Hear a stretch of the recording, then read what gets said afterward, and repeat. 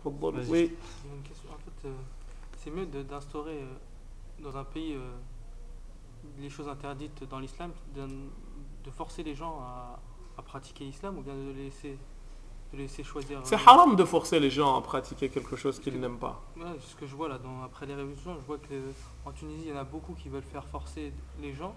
Est-ce qu'ils ont raison ou bien voilà. Non.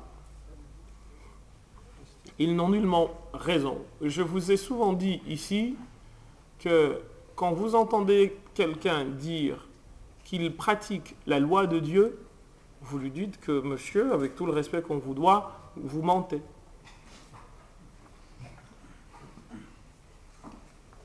Tout simplement. Vous mentez, avec tout le respect que l'on vous doit, vous mentez. Vous faites, et je vous ai dit ici que le prophète sallallahu alayhi wa sallam dans le hadith de Buraïda nous a dit clairement qu'il ne faut jamais dire que c'est ce que Dieu a voulu, il faut au contraire dire c'est ce que j'ai compris de ce que Dieu a voulu. Et ce n'est pas la même chose que de dire que ce que nous faisons c'est ce que Dieu a voulu et de dire que ce que nous faisons c'est ce que nous avons compris de ce que Dieu a dit. Tu t'exposes ce faisant à moins de risques que lorsque tu te dis que Dieu a voulu que les choses soient ainsi. Car seul le prophète sallallahu alayhi wa sallam avait le droit de dire cela. En dehors du prophète sallallahu alayhi wa sallam, chacun de nous se doit de dire lorsqu'il a atteint le degré de ce qu'on appelle l'ijtihad et qu'il fait une investigation dans les textes afin de comprendre quelque chose, que c'est ce à quoi mon investigation m'a conduit. Et c'est une chose que de dire cela, et c'en est une autre que de dire que mon investigation m'a permis de savoir que Dieu a voulu dire telle chose. Là, personne n'a le droit de dire ça.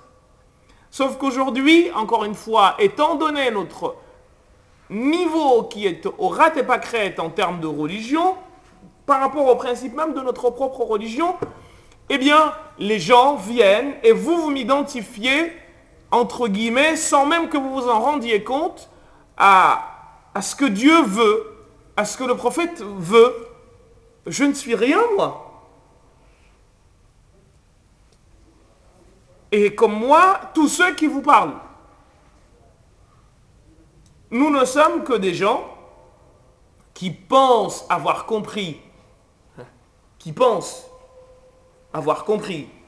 ce que Dieu a voulu, qui pensent avoir compris ce que Dieu a voulu, ce que le prophète a voulu, mais qui n'avons nullement le droit de dire que c'est ce que Dieu a voulu véritablement dire. Ce qui veut dire en fait que le savant musulman doit avoir une pensée pas exclusive, mais au contraire une pensée ouverte. Moi, ma recherche m'a permis d'arriver à tel résultat. Je pense que en tenant compte de tel et tel événement, eh bien, je pense que le prophète sallam ou le Coran a voulu dire telle chose. L'histoire s'arrête là. Mais mon propos, c'est pas le Coran. Le Coran est une chose, mon propos en est une autre. C'est la raison pour laquelle les compagnons du prophète sallallahu alayhi wa sallam ont tous eu cet esprit-là. Sauf qu'aujourd'hui, eh bien, vous avez des gens qui veulent imposer leur façon à eux de voir les choses à tout le monde.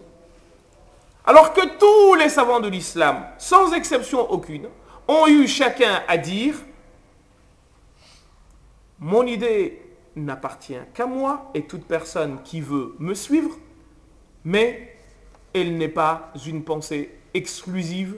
Vous avez la possibilité de penser autrement. » L'imam Ahmed ibn Hanbal, lui, a été beaucoup plus loin. Il a dit « Il ne relève pas de la science le fait d'amener les gens vers l'idée à laquelle nous avons réussi à parvenir. ليس من العلم أن يحمل الناس العالم على رأيه.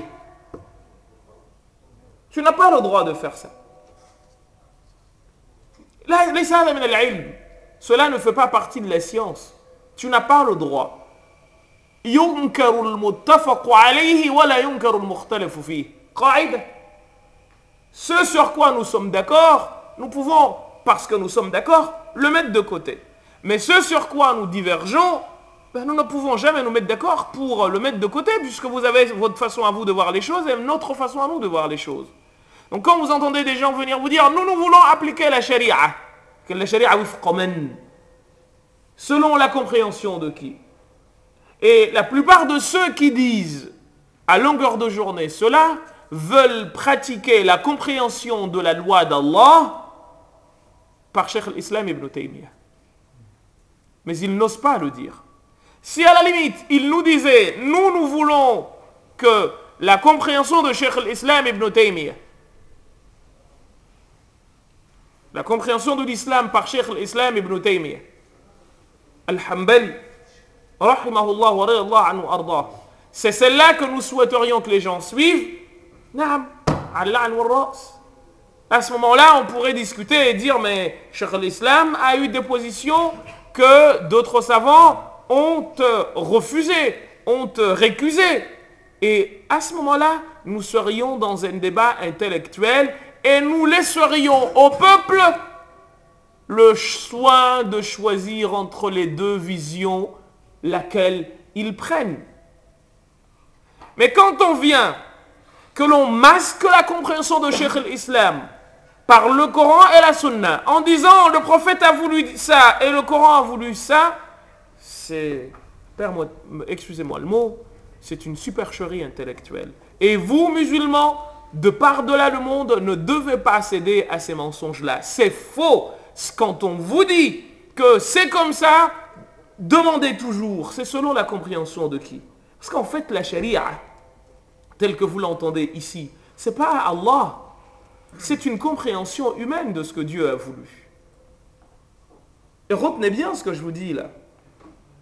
La charia dont vous entendez parler à gauche et à droite, ce n'est pas Allah subhanahu wa ta'ala qui l'a dite.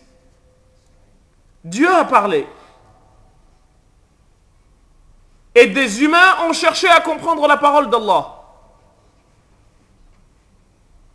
Mais ignorez-vous cette parabole biblique qui dit les voies du Seigneur sont impénétrables. C'est la même chose. La ahad يمتلك فهما تاما لكتاب الله وسنة رسوله صلى الله عليه وسلم. Personne ne dispose d'une maîtrise totale, exhaustive de ce que le prophète a voulu et de ce qu'Allah subhanahu wa ta'ala a voulu. Et bien, quand vous arrivez à ce niveau de raisonnement, que dites-vous? Vous vous dites, Hazi fikra, c'est une idée, wa dhaka fikra, et celle-ci en est une autre.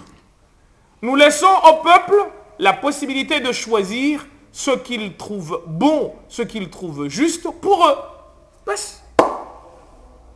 Mais de là à vouloir que tout le monde soit musulman, c'est parce que l'islam dit La ikraha fi ddini, qad tabayyana ar-rushd min al-ghayy. Il n'y a point de contrainte en matière de religion. Lakum dinukum waliya din. Vous avez votre religion et moi la mienne.